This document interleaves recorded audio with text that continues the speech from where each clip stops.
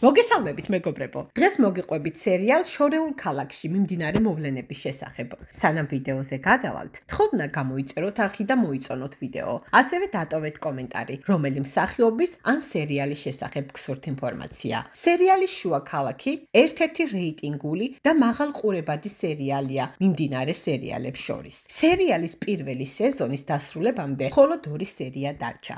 საინტერესოდ და მოულოდნელად ვითარდება სერიალში მოვლენები. ქაია ავარიაში მოყვება, გადარჩება, თუმცა ძალიან რთულ მდგომარეობაში იქნება. ზერინი ქაიას გონზე მოსვლას ელოდება და მასთან ატარებს დროს, სანამ ის გონზე მოვა. მინეშვილი არ იქნება ბიჭი, მან ეს მოიგონა სადაქათის გულის მოგების გამო. ასევე ვრცელდება ინფორმაცია, რომ ბავშვი არ იქნება ჯიხანის.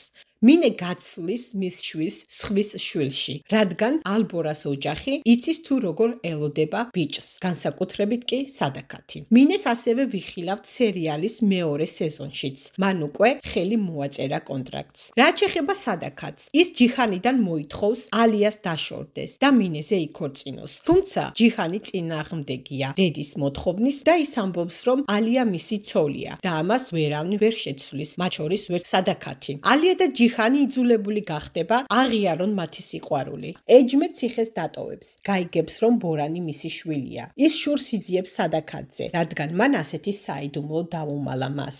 შახინი და ნარე ისევ დაუახლოვდებიან ერთმანეთს. შახინი მამის ნამდვილ სახეს დაინახავს და ის აღარ დაუჭერს მხარს მამას. მეგობრებო, დღეისთვის სულ ეს იყო. გემშვიდობებით მომავალ შეხვედრამდე.